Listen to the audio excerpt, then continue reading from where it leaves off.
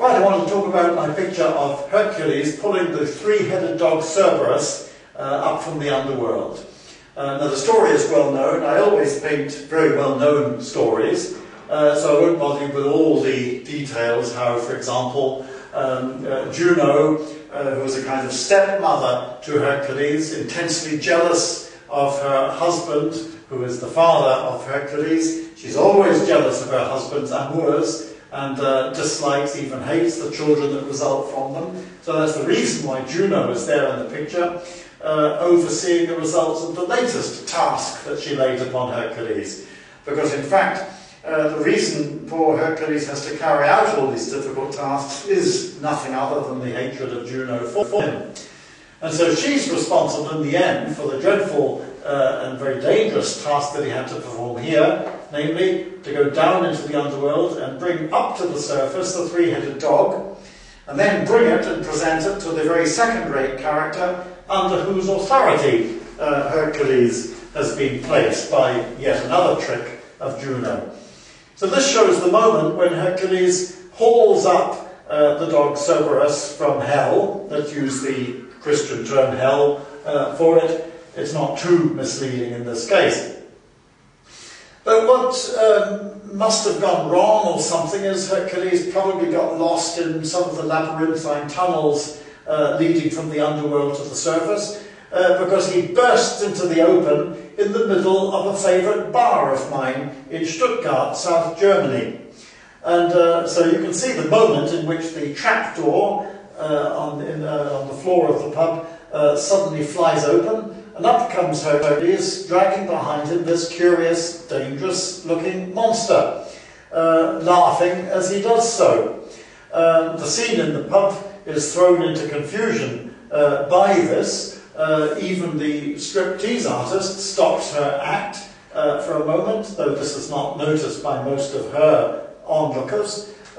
Some people run away. The man leaning against the door there seems to feel unwell in his stomach, so he's probably not running away from the monster, but staggering out anyway. The trapdoor flying open knocks over a few people. One's in the middle of sprawling backwards at this moment. Only the fellow at the bar, perhaps proposing marriage to the blonde girl, hasn't even noticed what's going on. Hercules himself is there with his traditional weapon, which is a club. But it seems to me appropriate to the scene to transform his club into a normal baseball bat, as used by rowdies of the type that Hercules was. Further things about the picture.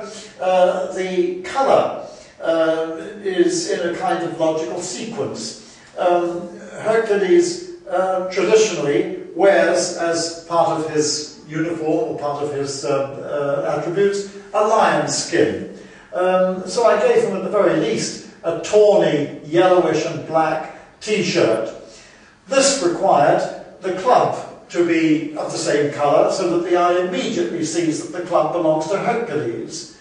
But if that is going to be yellow and black, then logically the dog, the three-headed dog, ought to be in the strongest possible contrast with yellow, so the dog has to be blue. That works out well for a creature which belongs in the cold, dark realm of the dead. But yellow has another near opposite or complementary colour, and that's purple. So purple is distributed around the picture in a kind of logical sequence. The underworld, from which the cold blue dog comes, must be associated with flame and fire, if only because in the Christian mythology we do think of hell as being full of fire. So the red not only contrasts very, very nicely with the purple and the blue, but it has a kind of semantic meaning as well, the fires of hell. And if they are red and the dog is blue and one of the figures here is purple, then logically orange ought to be prominent on the underside of the trapdoor and ought to be, moreover, the biggest area of orange in the picture.